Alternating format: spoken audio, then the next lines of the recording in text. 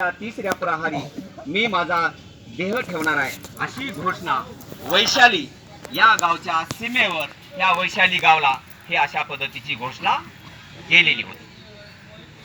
तिथून भगवान बुद्ध आणि त्यांचा भिक्खू संघ पुढे निघाला. पावापुरी गाव लागलं. पावापुरी आपण बघितलंय पाटी राजगिरीच्या बाजूला पावापुरी लागलं आणि त्या पावापुरीचे चुंद याचं एक आम्रवन आहे. आम्रपालीचं आम्रवन वेगळं, अनेक आम्रवन आहेत, जीवकाचे आम्रवन आहे, विषय भरपूर आहेत. आम्रवन असं म्हणू नका, आम्रपालीचं आम्रवन वेगळं आणि हा चुंदाचं आम्रवन. चुंदाच्या आम्रवनामध्ये भगवान बुद्ध आणि त्यांचा भिक्खू संघ थांबलेला होता आणि त्यांना कळतं की माझ्या आम्रवनामध्ये भगवान बुद्ध आणि त्यांचा भिक्खू संघ थांबलेला आहे आणि उद्याची भोजनाची व्यवस्था आपण का बरं करू नये. आणि म्हणून तो गायक होता. चुंद हा लोहार होता. कोण आहे? लोहार. लोहार हा चुंद हा लोहार होता आणि त्याच्या मनात एक इच्छा जागृत झाली की मी भगवान बुद्ध आणि त्यांच्या भिक्खू संघाला भोजनदान देईन. आणि म्हणून ते आम्रवनात येतात. आम्रवनात आल्याच्या नंतर भगवान बुद्धाच्या भोवती प्रदक्षिणा फेरी घातली आणि पंचांग प्रणाम करून भगवंतांना कुशल विचारलं. भगवान बरे आहात ना, थकवा तर नाही ना, अशा पद्धतीचं कुशल विचारलं.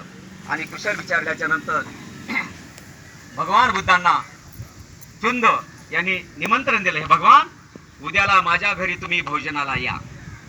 अशा पद्धतीचं चुंदानी भगवंताला निमंत्रण दिलं. भगवंतांनी मान हलवून यांनी की मान होकार आरती हलवली तेव्हा त्यांच्या लक्षात आलं की उद्याला माझ्या घरी भगवान बुद्ध भोजनाला येत आहेत. आणि म्हणून चुंदानी भोजनाची तयारी सुरू केली. भगवान बुद्ध माझ्या घरी भोजनाला येत आहेत हा त्यांना एक वेगळा आनंद झाला. त्यांच्या मनामध्ये वाईट असं काही नव्हतं, परंतु त्याच्या मनात वेगळं होतं की भगवान बुद्धांना मी एक चविष्ट असं चांगलं पाची पक्वान मी करून भगवान बुद्धांना अन्न देईन. शुकर मदर्स एक नावाची एक वनस्पती आहे. ते वनस्पती खाल्यामुळं माणसाच्या शरीरातला थकवा निघून जातो. अशा पद्धतीचं ती शुकर मदर्स म्हणून एक वनस्पती आहे. काही लोक वेगळंच खाला असं म्हणतात, असं काही नाही, तसं नाही. शुकर मदर्स एक वनस्पती आहे. त्या वनस्पतीचं पासून चुंदानी भगवान बुद्धांना भोजन तयार करायला त्यांनी सुरुवात केली. करता करता हे टाक ते टाक आणि भगवान बुद्धांना मी चविष्ट भोजन कसं देता येईल एक चांगुलपणाचा हेतू चुंदाच्या मनात होता. वाईट विचार त्याच्या मनात नव्हते, परंतु हे मिसळ ते टाक ते टाक ह्या करण्यामधून ते अन्न विष झालं. अन्न ते विष झालं आणि हे टाक ते टाक त्याच्यामध्ये कोणतं काय टाकून काय टाकावं हे काही लक्षात त्यांच्या आलं नाही. आणि करता करता ते अन्न भगवान बुद्धांना एक मोठे चांगल्या मनानं तो अन्न देणार होता तो चुंद, परंतु ते अन्नामध्ये विष तयार झालं. विष तयार झालं. भगवान बुद्ध आणि त्यांच्या भिक्खू संघाला बोलवलं. भगवान बुद्धासाठी वेगळं अन्न तयार केलेलं होतं आणि सर्व भिक्खू संघासाठी वेगळं अन्न तयार केलं होतं. उपासक उपासिका आणि भिक्खू संघ यांच्यासाठी वेगळं अन्न, फक्त भगवंतासाठी वेगळं केलेलं होतं अन्न. आणि मग भगवान बुद्धांना बोलवण्यात आलं. भगवान बुद्ध आले. आल्याच्या नंतर भगवान बुद्धांना त्या अन्नामध्ये विष दिसत आहे. भगवान बुद्धांना विष दिसत आहे. आणि मग भगवान बुद्ध मनाला विचार केले, मी जर हे अन्न नाही खाल्लं तर माझ्यानंतर माझा जे भिक्खू संघ आहे त्यांना कोण घरी भोजनाला बोलवल का, कोणी आदर करल का. आणि म्हणून मला जे काही केलेलं आहे अन्न मी त्याचा स्वीकार केलाच पाहिजे असं भगवान बुद्धांनी निश्चय केले.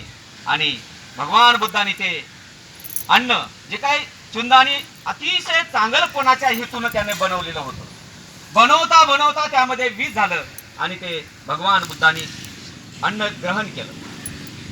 अन्न ग्रहण केल्याच्या नंतर जे काही शिल्लक अन्न होतं तेव्हा भगवान बुद्ध म्हणाले, हे चुंद, जे माझ्यासाठी बनवलेलं अन्न आहे, जे भोजन तू तयार केलंस ते कुणाला देऊ नको, तूही खाऊ नको आणि कुणाला देऊ नको. एक खड्डा कर आणि त्या खड्ड्यामध्ये संपूर्ण अन्न टाक आणि खड्डा बुजून टाक, किंवा कोण्याही प्राणी खाणार नाही याची तू काळजी घे. आणि तशा पद्धतीनं चुंदाने एक खड्डा केला आणि ते अन्न त्या खड्ड्यामध्ये टाकलं आणि ते खड्डा बुजवण्यात आला. सर्वच भंतेजीचं भोजन झालं. भगवान बुद्धांनी अन्न खाल्याच्या नंतर काही वेळाने भगवान बुद्धांचा वेदना सुरू झाल्या. अतिसार झाला.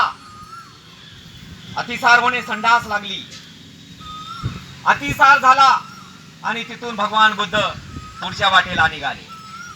पुढे निघाले, आनंद सोबत आहेत, भिक्खू संघ सोबत आहे.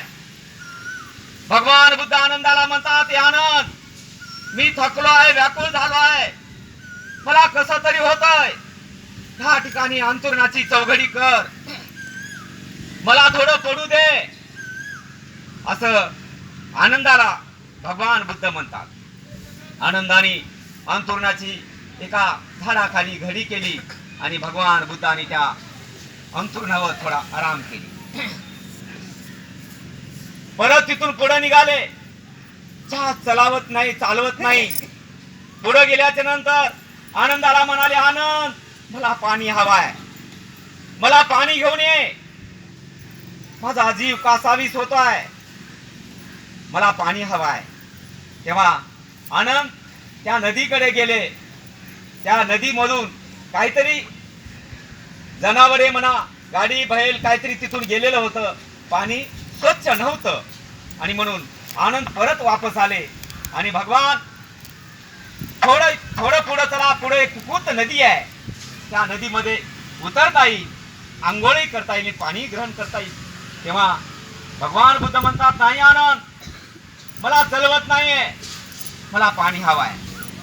निश्चित ते पाणी स्वच्छ झालेलं असेल, निर्मळ झालेलं असेल, वाहतं पाणी हे खराब नसतं, आणि तू जा आणि पाणी घेऊन ये.